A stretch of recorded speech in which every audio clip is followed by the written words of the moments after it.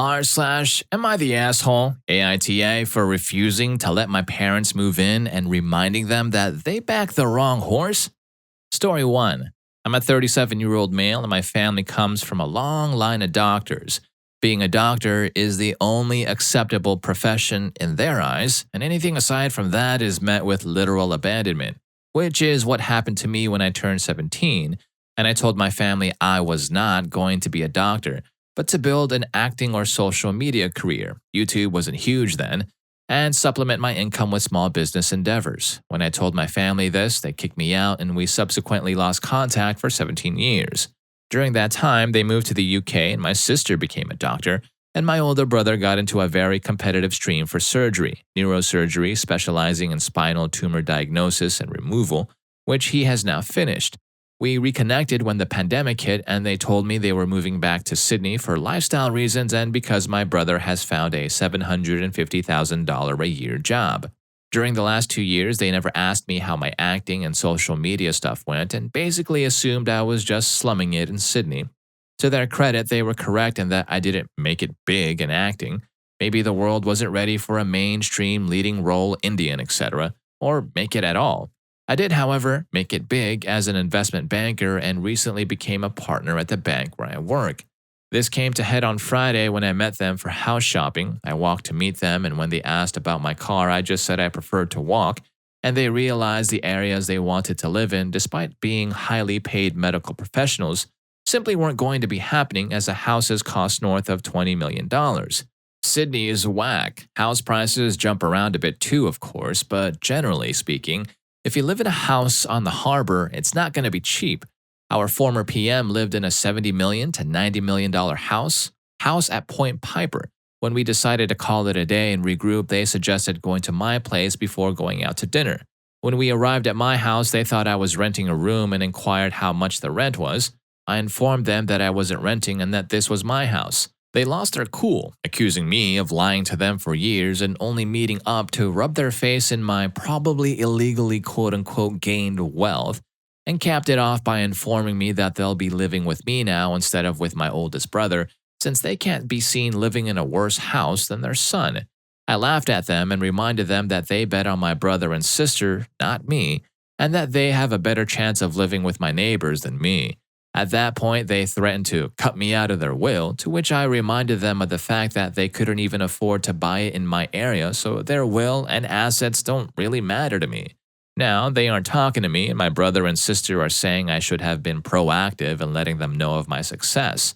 I do have a public LinkedIn profile, so they literally never Googled me. Just to clarify, I included the term social media influencer in my story. This was 19 years ago, and I believe social media influencer is probably the updated term for socialite. I wanted to be famous, but I had no real skills or plan for how I was going to achieve that goal, like most social media people. Also, while it is unbelievable that my family just kicked me out or that it's unlikely a parent would do this, obviously, I wasn't a great child in their eyes in general, and this was the final straw, so to speak. Desi parents are a different kind of level of parents, from washing your father's feet to not speaking unless spoken to, not being allowed to talk to the opposite gender, and viewing the head of the house as an almost godlike figure. It's a bit different.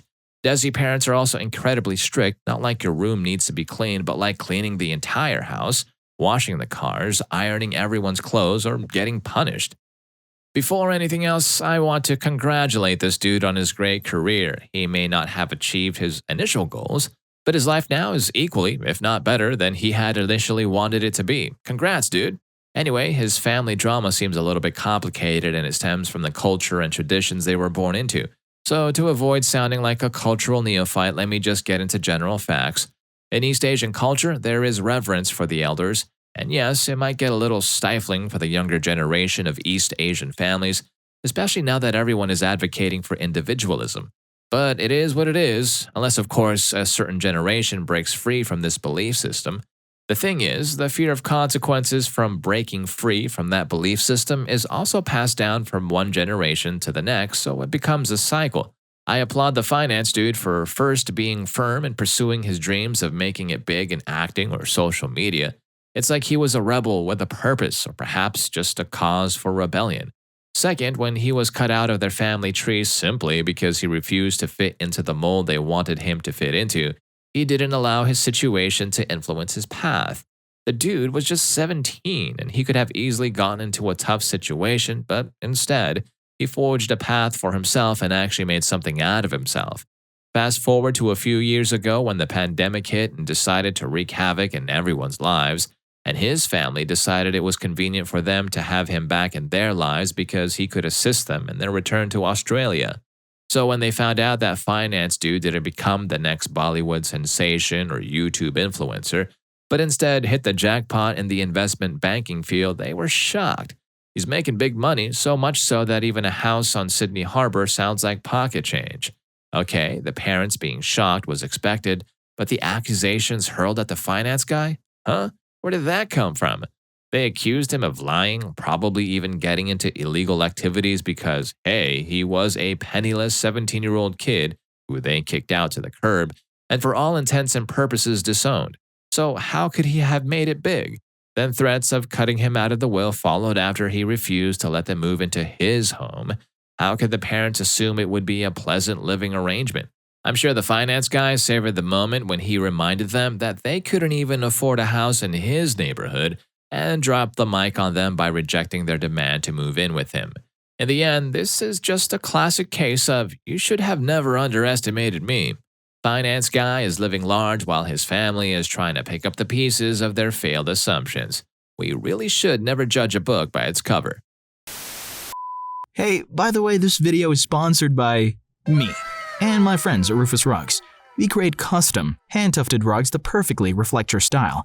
So whether you want to get one of our thumbnails as a rug for, research purposes, or maybe you just want to get some cool anime-style rugs for your room, check out Rufus Rugs by clicking the first link in the description. Story 2. I'm a 30-year-old female and don't have the best relationship with my husband's mom. Since day one, she's tried to make remarks and compare me to her. She then tried to get on my good side and started overly praising everything I do, and sometimes even copying me, like that one time when she literally dyed her hair purple just like mine, and when everyone pointed out how ridiculous she looked, she actually blamed me and accused me of trying to make a joke out of her. So anyways, my husband and I took 2 weeks off work to go visit some places out of the country, tourism in other words. But the thing is, I was the one who saved up for and I was the one who arranged for the trip. My husband was responsible for booking the tickets. My husband's mom wanted to come along and threw temper tantrums when I said no. She called, texted, sent people to talk to me about letting her come, and even threatened to call the police and make up some complaint to get us to stay if she couldn't come. My husband said we should just take her, but I told him he was wrong to tell her about the trip in the first place. So he gave me an ultimatum. He said he wouldn't go if she couldn't come, and I told him I'll gladly call his bluff, which made him take his words back and say, fine, I'll tell her to stop because we won't take her. Then things got quieter, suspiciously quieter. The day the trip came and we got to the airport at 2 p.m., my husband was walking ahead of me and was looking left and right like he was looking for someone. I asked him, but he didn't respond. He led me to the waiting area, and the first thing I saw was his mom standing there with her luggage. I froze in my spot. I felt a cold wave washing over me, and I was fuming inside. She and my husband were hugging. That's when I quietly turned around and started walking towards the exit. My husband followed me while shouting at me to stop. He tried to stop me, but I told him off in the harshest way possible. He tried to say I was overreacting and that his mom was there anyway, and I should let it go and not mess up the trip for us. I told him he and his mom could still go and that I was going home. I went home and sobbed into my dog's fur for several minutes. It turned out he booked her a ticket without my knowing. An hour later, he came home yelling and raging about how pathetic and spiteful I was to walk out and go home and ruin the trip at the last minute. I told him he caused all of this to happen. He said that I was being so hard on his mom, it's ridiculous. I refused to fight anymore, but he kept on berating me. I then called my family to tell them that the trip was canceled and that it was because of me. My family said that I shouldn't have ruined it for myself and should have sucked it up and done my best to enjoy it. The days after that have been an absolute nightmare, and I felt like I was losing my sanity. Just a little background on my situation. I have to admit that my husband's mom favors him over all of his siblings. This affected his relationship with them and mine as well. He's never seen an issue with how differently his mom treats him. It bothered me and made me feel uncomfortable. The whole dynamic made me feel uncomfortable. Not being able to make contact has never been an option. He has to call her and see her every day. Most of his siblings don't talk to him, and I 100% believe it's because of his mom's favoritism, like I said. He does bear some blame for not seeing how wrong this is to this day. In many instances, I found myself making excuses for his behavior. Even in my post, I did it spontaneously, and I don't know why, but I guess it's because of how much I love him and because I really wanted to be able to work this type of thing out without letting it affect our marriage. So, about the trip, he tried to have a conversation with me, and most of what he said came from a place of blame towards me. I just couldn't continue with this argument. I told him I needed space and that I would be going to stay with my sister for a while. He didn't take it too well. He literally got up from the couch and opened the door, telling me to go right then and there. At that moment, seeing how he was still not even anywhere near understanding what he had done just made things perfectly clear to me. I just pictured years and years of my life being lived like that, and I was like, nope, I can't do it. I can't take any more of it, especially when he keeps focusing on being right every time. His mom can do no wrong. I'm always the aggressive, crazy, jealous, pathetic overreactor. I sought opinions and advice from some people, and they were like a spark, like a wake-up call that I really needed. Though I wish that it didn't get this far, what's done is done. Right now, I'm staying with my sister. I brought my dog with me as well. He sent me his last message telling me I'm the one choosing to end what we had together, but I believe it's the other way around, especially with how he keeps making his mom the victim in this situation. It's become clear now that we keep going in circles with no end in reach, and I'm just so exhausted and overwhelmed. I'm not mad at him and I don't expect him to change, but at least I'm given options to decide what's best for me and my future, even if it's separation or divorce. Favoritism may be a turning point in any family. When one child is clearly the apple of their parent's eye, it might lead to a distorted view of how life works. It's not only about privilege in this case, where the husband's mother preferred him above his brothers. It's about how it affects relationships and actions. Other siblings frequently feel left out, which can lead to a lot of conflict not only amongst siblings, but also among other members of the family. Let's now discuss boundaries. Every married couple should be able to live their life as they see fit. While family involvement and support can be beneficial, there is a boundary that should not be crossed. The husband's mother went full-on boundary breaking mode in this story, and it's a great example of why it's critical for parents to lead rather than meddle in the lives of their adult children. After all, becoming an adult entails making your own decisions, which may or may not coincide with those of your parents. In a situation like this, communication is crucial. If the husband had discussed his mother's behavior directly with her, perhaps things would not have worsened to this point. Allowing certain behaviors, especially those that are obtrusive, does not do anybody any good. It's like telling a friend they're a fantastic vocalist when they're actually tone deaf. It may appear to be beneficial at first, but it is not in the long run. Finally, it's a story about limits, communication, and the value of individual freedom in a marriage. It serves as a reminder that relationships function best when everyone respects each other's decisions and personal space. Story 3. I moved into a detached townhouse a few months ago. It's a rental. I'm leasing it for a year with the option to extend that with a second year or possibly buying the house. Now, my driveway is right next to the neighbors. It's big enough to fit 2 regular-sized cars, and halfway down my driveway, there's a path leading around my house. On one side of the path is my house, on the other side is about 3 meters of yard. That's mine.